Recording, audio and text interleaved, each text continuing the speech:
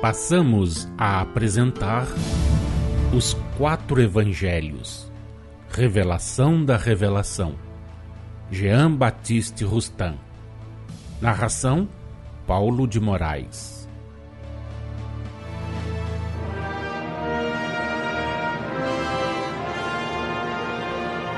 Jesus era um ser ao mesmo tempo misterioso, excepcional, divino, com uma origem e uma natureza extra-humanas, mas misteriosas, obscuras, conforme a letra da revelação hebraica, da do anjo a Maria e a José, e em face dessas duas revelações, conforme ainda as palavras do próprio Jesus, à sua vida pura, sem mancha, aos milagres que realizou, aos acontecimentos culminantes da sua missão terrena, à sua morte, à sua ressurreição, às suas aparições às mulheres e aos discípulos, às circunstâncias que se deram esses fatos, finalmente à sua ascensão para as regiões etéreas.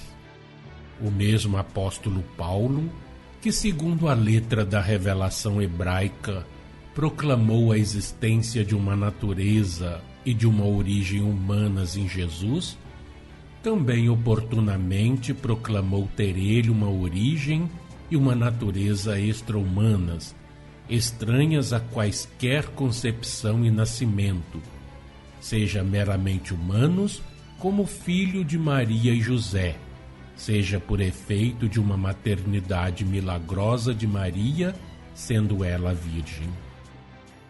Comprovou assim que a concepção e a gestação em Maria, e conseguintemente sua gravidez e seu parto por obra do Espírito Santo, destinados a ser tidos como reais pelos homens, foram apenas aparentes.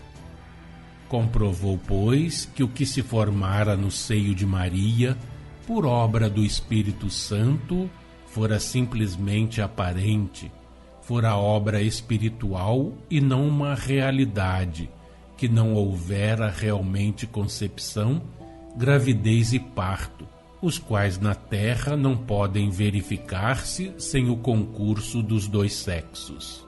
E essa origem e natureza extra-humanas de Jesus, Paulo as proclamou também, exatamente como fizera com relação à natureza e à origem humanas do mesmo Jesus, de acordo com a letra da revelação hebraica.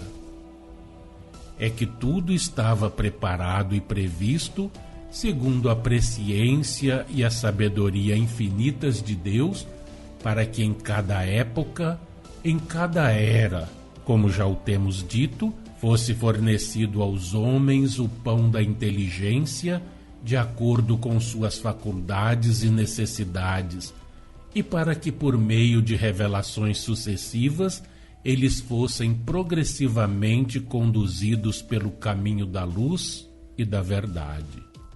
Apreciemos as palavras com que Paulo proclamou a origem e a natureza extra-humanas de Jesus. Foi Deus quem formou para Jesus um corpo, declara-o ele nestes termos. O Filho de Deus, ao entrar no mundo, diz: Não quiseste sacrifício nem oferta, mas me formaste um corpo. Epístola aos Hebreus, capítulo 10, versículo 5.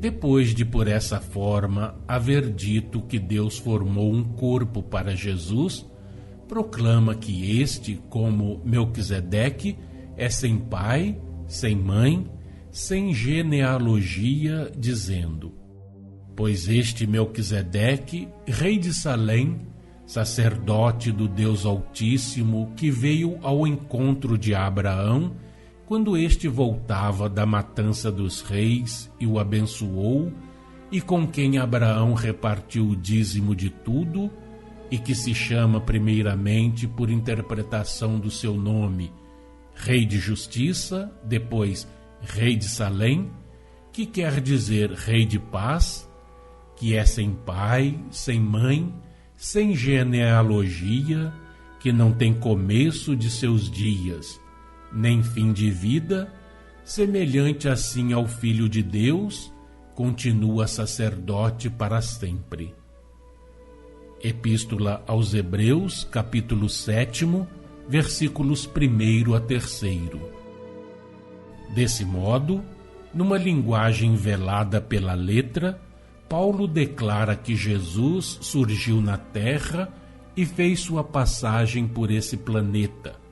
Cumpriu a sua missão terrena com um corpo que não se formou mediante concepção, gravidez, gestação e parto humanos, quer como obra humana de Maria e de José, quer como obra milagrosa produzida em Maria Virgem, e sim com um corpo formado por Deus, isto é, de acordo com as leis naturais e imutáveis que Deus instituiu de toda a eternidade, mas diversas das que no vosso planeta regem a formação do corpo humano, exigindo para esse efeito o concurso dos dois sexos.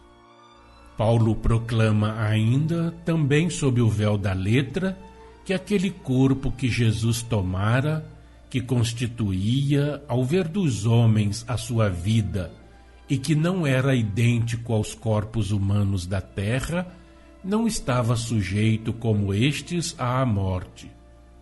De sorte que sua morte no Gólgota, destinada a ser pelos homens considerada real, foi apenas aparente, como apenas aparentes foram a concepção, a gravidez, a gestação e o parto em Maria Virgem, por obra do Espírito Santo, a maternidade humana de Maria e a paternidade humana de José, enquanto ele desempenhou a sua missão terrena, a maternidade de Maria Virgem, depois do desempenho daquela missão.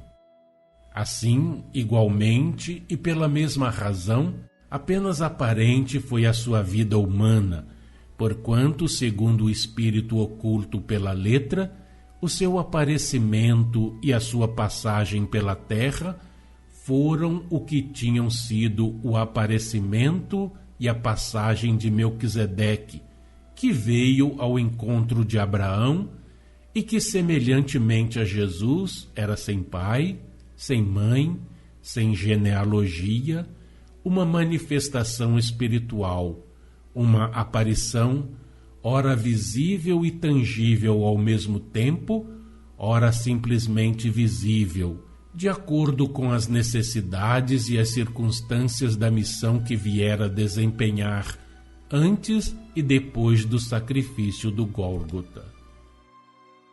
Eis como a tal respeito se expressa aquele apóstolo. Depois de haver dito que Jesus é pontífice eterno, sacerdote eterno segundo a ordem de Melquisedeque, acrescenta, sempre falando de Jesus, que ele se fez pontífice eterno não segundo a lei de uma sucessão carnal, mas pelo poder de sua vida insolúvel, que lhe não pode ser tirada, destruída. Isto porque, como já ele o dissera, Jesus Cristo é sem pai, sem mãe, sem genealogia. Não tem nem começo de seus dias, nem fim de sua vida. E porque não tendo Deus querido sacrifício nem oblata, lhe formou um corpo. Aquelas palavras de Paulo são uma consequência e uma aplicação explícita das de Jesus, aludindo ao corpo que trazia, corpo que, segundo a maneira de ver dos homens, constituía sua vida, mas que era apenas instrumento e meio de execução da sua missão terrena. Aludindo ao seu aparecimento e à sua passagem pela terra, ao sacrifício do Gólgota, à sua ressurreição, às suas aparições sucessivas às mulheres e aos discípulos, à sua volta para as regiões etéreas na época da chamada Ascensão. Deixo a vida para retomar. ninguém a tira de mim, sou eu que a deixo por mim mesmo. Tenho o poder de a deixar e tenho o poder de a retomar. Mandamento que recebi de meu Pai.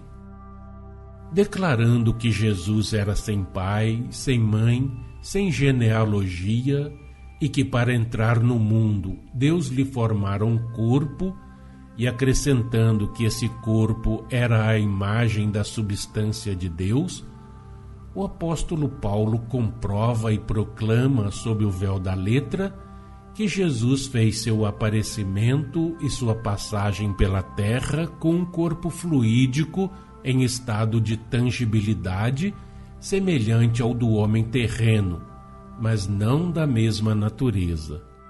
Comprova, portanto, e proclama que Jesus fora sempre espírito nesse corpo fluídico, apto a longa tangibilidade, sujeito inteiramente à ação da sua vontade, e que era desse modo, dada a correlação que existe entre o finito e o infinito, entre a criatura e o Criador incriado, a imagem da substância de Deus que é espírito na substância. Inteligência, pensamento, fluido. De Deus, para quem o fluido universal, que dele emana e o toca de perto, constitui um instrumento e o meio pelos quais ele opera todas as criações, assim de ordem espiritual e de ordem material, como de ordem fluídica.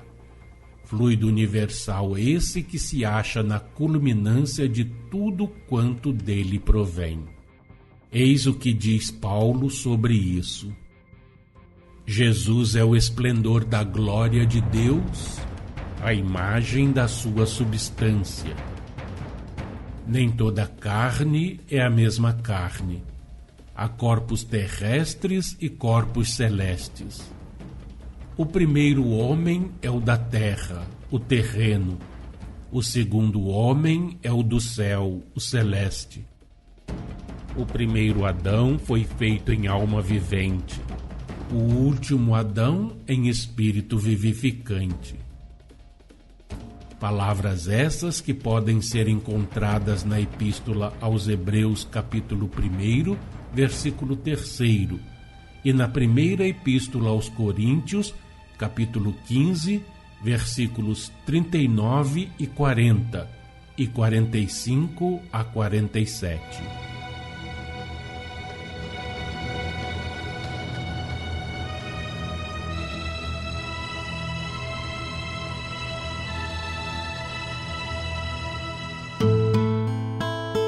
Acompanhe no próximo programa mais um trecho de Os Quatro Evangelhos, Revelação da Revelação, Jean Baptiste Rustin.